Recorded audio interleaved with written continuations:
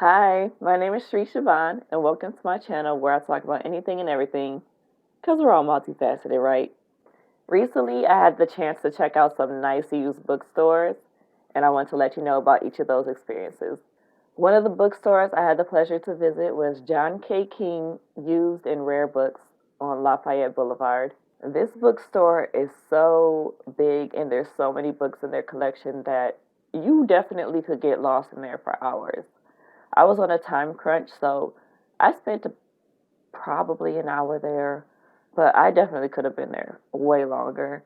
There's multiple floors. I think there might have been four of them. All of the staff there are very helpful. And it's one of those bookstores that this might sound weird, but it has that book smell. That book smell that can bring back nostalgia. I don't know. But anyway, I recommend going there. Of all the places I went to, this was the most expensive, and even that was very affordable. I got two books for $15. One is this book, Learning from the Japanese City, Looking East in Urban Design. I'm very passionate about city design, walkable cities, transit cities, and I know that Japan is well known for having like great transit. So this is definitely right up my alley. I'm very curious about what I'm going to be learning when I open this book.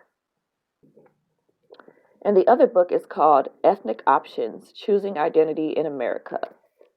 This is also very interesting to me. I'm assuming it's going to be about like the history of race and how race is very subjective and how it has evolved and changed over time, and how people who are maybe multiracial or ambiguous looking have to pick a side or choose to pick a side. So, yeah, I'm very curious about that. The next used bookstore I went to is in Chicago. It's called Open Books Pilsen on 19th Street. And this bookstore was a little bit like out of the way. It's not on a street that's lined with a bunch of different businesses. It's actually in a neighborhood. So that was very unique. And I think that that's great to have bookstores here and there, walking distance from somebody's house.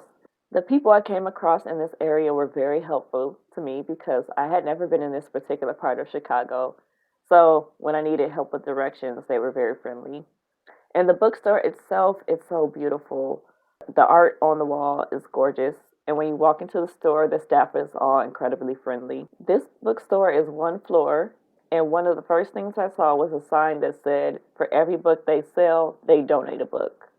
Seeing that really made me feel good about the type of place that this was. This place also had a good selection of books.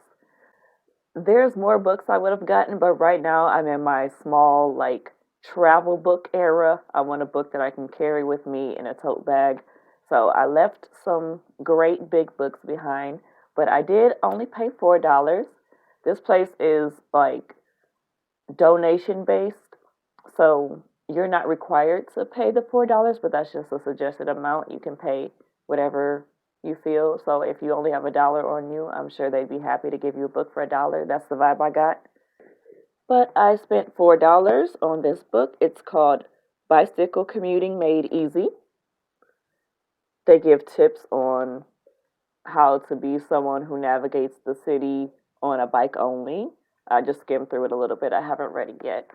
But this aligns with my city design beliefs and beliefs about cities being designed around people and transit friendly. I don't know if they dig deep into the design of the city, but they do give you tips on how you can navigate the world on a bicycle. So, looking forward to reading that.